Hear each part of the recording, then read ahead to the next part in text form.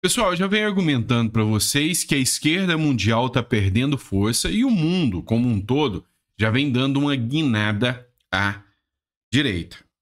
A gente viu Milei voltando, o Bukele ganhando com uma força estratosférica lá em El Salvador. O Daniel Noboa, no Equador, deu uma guinada à direita e está com 83% de aprovação, enquanto o Lula aqui, só com um ano de governo, já está despencando, perdeu vários pontos percentuais, está com menos de 50 pontos percentuais, ou seja, está despencando nas pesquisas. Partidos à esquerda, como o do Gabriel Boric, que é no Chile, já está fazendo críticas a medidas da esquerda, assim, medidas históricas da esquerda, já está começando a tomar um tom mais conservador, porque perceberam que não tá convencendo, não está dando certo. E agora veio a resposta com Portugal. Pois é, eu queria trago essa notícia ontem para comemorar com vocês, mas teve que ser hoje, saiu bem tarde o resultado. E Portugal dá uma guinada de centro-direita e deixando o Partido Socialista Português para trás. Então, assim, hoje o André Ventura ganha uma força. Não foi o partido do André Ventura. Ficou em terceiro lugar, o partido Chega. Mas o partido que venceu foi um partido de centro-direita e já falou que vai dar todo o respaldo para o André Ventura lá em Portugal. Quem sabe até assume aí a bronca de deixar o Lula persona non grata no Portugal também, né?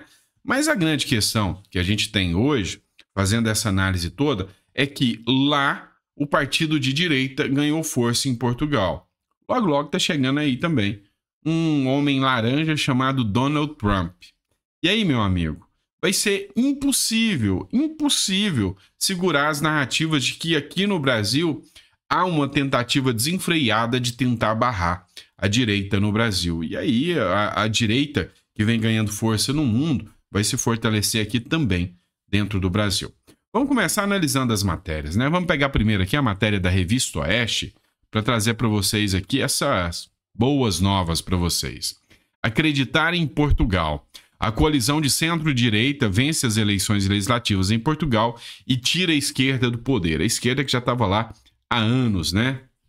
A Aliança Democrática venceu as eleições parlamentares deste domingo em Portugal. Com quase 100% das urnas apuradas, a coalizão, formada por partidos de centro-direita e por uma legenda de centro-esquerda, só uma legenda pequena, o Partido Socialista ficou em segundo lugar, com 28,7% dos votos. E a sigla de direita, Chega, obteve mais de 18% da preferência do público. Este último triplicou o seu desempenho neste ano em comparação ao pleito de 2022. Então, olha só que interessante. Aqui foram duas vitórias da direita. Uma do partido que era o partido centro-direita, conseguiu vencer a esquerda que estava há anos no poder.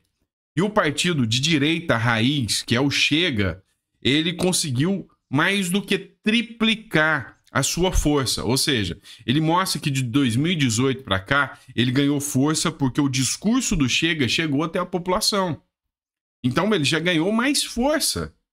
Enquanto que a esquerda começou a derreter lá em Portugal. E se fizer um governo e resolver as mazelas que estão ali interferindo na economia de Portugal, que vai mal das pernas por causa da esquerda, a direita ganha uma visibilidade. E Portugal, o país, ele vai ser uma espécie de vitrine para a Europa, assim como a Argentina está sendo uma vitrine aqui para a América do Sul. E tanto é que nós temos aqui o Lacalipou, o Daniel Noboa, que está indo sempre uma guinada a mais à direita. Mas continua a matéria. Sobre a liderança de André Ventura, o Chega promoveu uma campanha anti-establishment. Os conservadores focaram no combate à corrupção e nas críticas à imigração desenfreada. Esse é um dos grandes problemas da Europa. Dois problemas. Um, que a corrupção lá começou a ser escancarada. O Antônio Costa estava vinculado a escândalos de corrupção, e com esses escândalos de corrupção que foram denunciados, foi a vez de mostrar as mazelas e o mal que estava assolando Portugal. E com isso, ganhou aí uma projeção muito grande o Chega, que aumentou muito a sua força. Outro ponto é, sem sombra de dúvidas, as imigrações desenfreadas. Muitas pessoas da África, da região da Palestina ali estão indo para a Europa, e brasileiros também. Mas muitos brasileiros que chegam lá na Europa e acabam causando caos, chegam lá para a criminalidade, desses outros também. Então, uma questão da imigração desenfreada é uma coisa que está assolando tanto Portugal quanto a França. A França está entrando em um caos, sabe? Já está começando a ter atentados dentro da França, então tudo isso está muito caótico. E esse é um discurso que cresceu muito. A imigração desenfreada advinda de outros países com menor poder aquisitivo. Então, o Chega soube capitalizar muito bem esse discurso aí, para mostrar que o discurso da esquerda é um discurso muito entreguista do próprio país. Ventura proclamou o resultado eleitoral como um marco histórico. Em seu discurso, declarou o fim do sistema bipartidário que caracterizou a política portuguesa nas últimas 5 décadas. Nesse período, o Partido Socialista e o Partido Social Democrata alternaram-se no poder. Então, para você ter noção, 50 anos entre esquerda dominando Portugal. Há 50 anos de esquerda. Ou seja, o próprio André Ventura falou, olha, é histórico. A Europa está perdendo a força com a esquerda. O André Ventura, ele fez essa declaração, né, dizendo que isso é histórico. Pela primeira vez, Portugal sai da esquerda e com um crescimento grande de um partido de direita, que é o Chega. Um centro-direita vence, dando abertura e um bom diálogo com a direita, e a direita aqui mais forte. Matéria do Conexão Política para vocês. Chega, surpreende, quadruplica a bancada em Portugal e conquista o eleitorado em todos os distritos. A Aliança Democrática, que se junta ao PSD, CDS, PP e PPM, vence as eleições legislativas nesse domingo. Apesar do sistema de apuração ainda estar na casa dos 99%, a coligação de centro-direita liderada por Luís Montenegro conseguiu eleger 79 deputados, a mais do que o Partido Socialista, e desabou em representantes, conquistando apenas 77 parlamentares. Então, o que aconteceu? Hoje tem 79 deputados de centro-direita, mais os que entraram com o Chega, que é o de direita, ou seja, mais 12 representantes, tem maioria dentro do Congresso. E aí, o André Ventura já entrou fazendo a solicitação de que Lula não possa participar do evento lá, em que comemora a luta dos cravos, né, que é assim conhecida lá em Portugal. Ou seja, uma guinada aí, né? Mas vamos lá. Continua, tem coisa importante. O André Ventura também disse que a esquerda agora está totalmente fora das eleições e que a tendência é ela cair se fizerem um bom trabalho. E a ideia do André Ventura é literalmente fazer um trabalho de implementar aquelas promessas da direita, anticorrupção, dentre outras aí, que foram sempre o discurso da direita, tá, pessoal? Então, assim, uma questão muito importante que aconteceu hoje, né? Vamos lá agora. Outra matéria que a gente precisa discutir com vocês. Matéria da Revista Oeste. A ditadura de Maduro confirma a prisão de membro da campanha de Maria Corina. A gente já trouxe essa notícia para vocês, já explicou para vocês essa questão da prisão aqui de um membro da campanha da Maria Corina. O que estava acontecendo? O que aconteceu? A Maria Corina, ela está inelegível. Mas ela falou que faria campanha mesmo inelegível. Ela acredita até numa possível intervenção, seja da ONU, para colocar as eleições lá na Venezuela como eleições limpas e democráticas. Acontece que o chefe da campanha dela foi sequestrado pela Polícia Federal do Maduro, né, a guarda bolivariana do Maduro, e foi mandado para prisão sem maiores informações nem nada nesse sentido. O Leandro Ruschel, ele fez um comentário aqui, ó. Na narcoditadura venezuelana, que conta com o apoio incondicional de Lula e do PT, segue perdendo opositores. No caso, é o 4º membro da campanha de Maria Corina que foi preso sob acusações de planejamento de um golpe.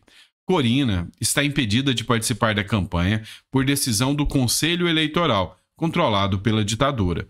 Na semana passada, Lula disse que Corina tinha que parar de chorar e indicar outro candidato em seu lugar, como ele fez com Haddad.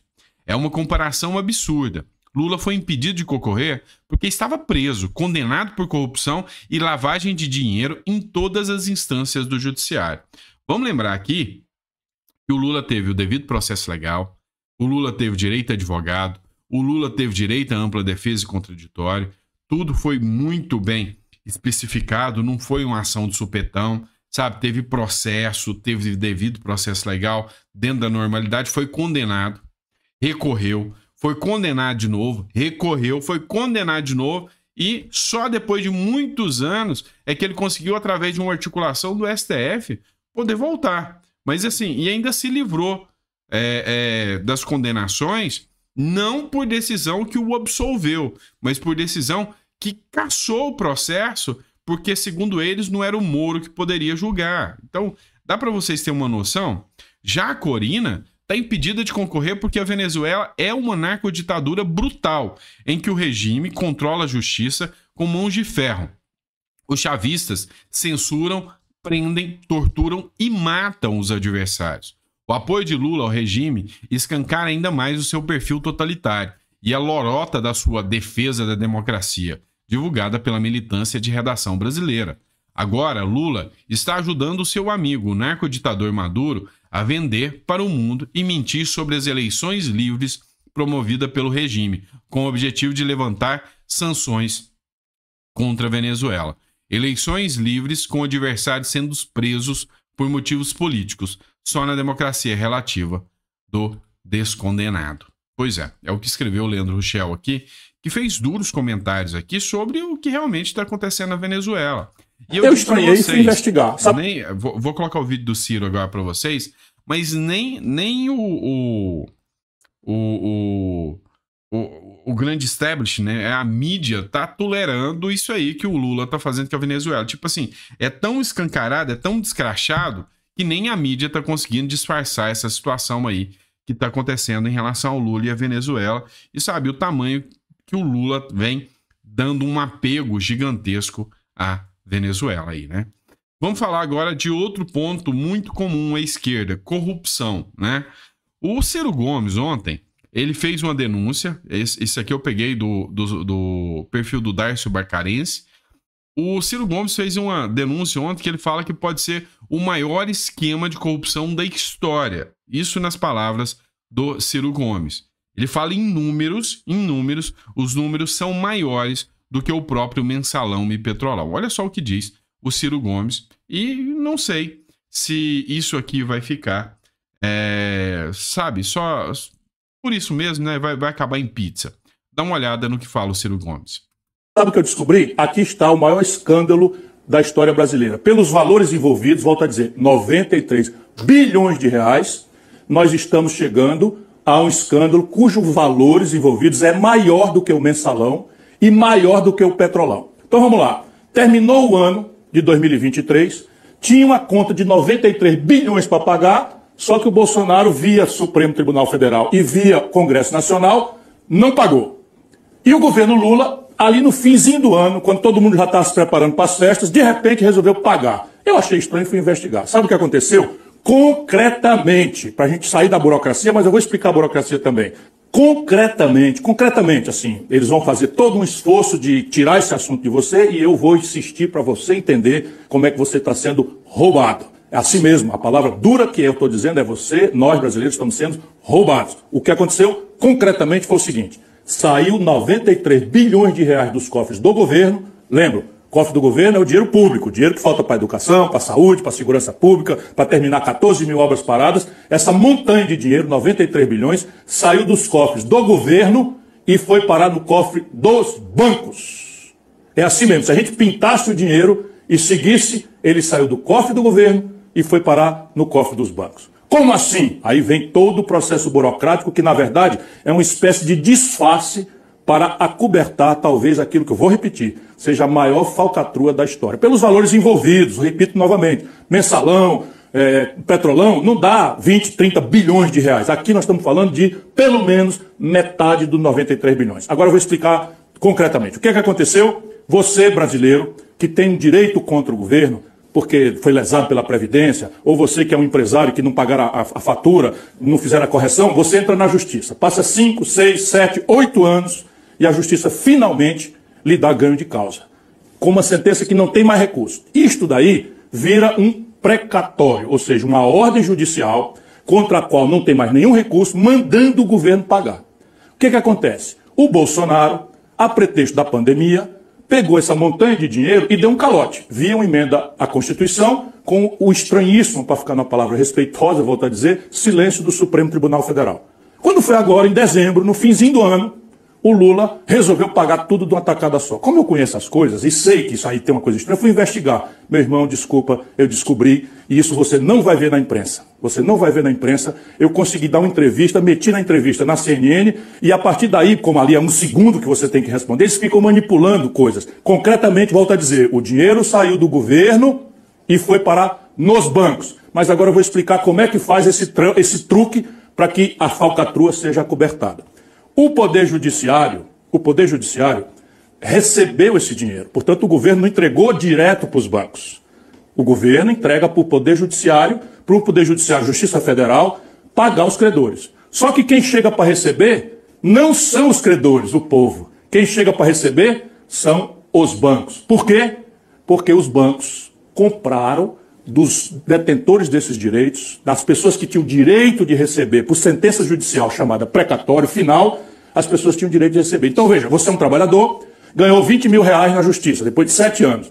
Então você tinha direito de receber 20 mil do governo via Justiça Federal. O que é que fizeram os bancos? São poucos bancos, facílimo de descobrir, e o Ministério Público brasileiro está desafiado a perguntar para a Justiça Federal quem foi que ficou com esses valores. Então o que acontece? Você tinha direito de 20 mil reais, deram um calote, você ficou, cadê? Não vou receber mais nunca, não tenho condição. Imediatamente chega um banco e diz assim, você tem aí um precatório, ou seja, o caba já tem a informação lá da Justiça Federal, quem é que tem um precatório, para poder procurar, já começa a falcatrua.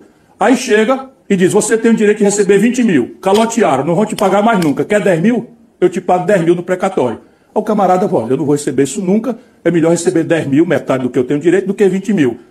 Entregou o precatório para o banco deu para ele 10 mil reais. O banco ficou com coisa, que é isso? O banco então agora está comprando um papel que não vale nada, que ninguém sabe como é que vai pagar, aí está a grande falcatrua. De repente, por um passe de mágica, os bancos foram receber esse dinheiro, só que em vez de receber 10 mil que eles pagaram para o trabalhador humilde, eles receberam 20 mil. Exatamente o valor que estava no papel. Sacou? Ou seja, o dinheiro do povo, o governo pegou e passou para os bancos. Foi direto? Não, claro que não foi. Assim também, tenha paciência. Aí é um batedor de carteira. Não tem nem como Estadão, sempre a serviço dos banqueiros, anunciou. Ou fica a turma aí do PT, que não tem o que responder, anunciando. Não, foi assim, o governo, via judiciário, entregou o que era do povo, para os bancos. Por quê? Porque os bancos, informados pelo governo de que aquele calote ia ser agora pago pela coisa, compraram do povo pela metade do valor que tinha e os bancos receberam 100%. Ou seja,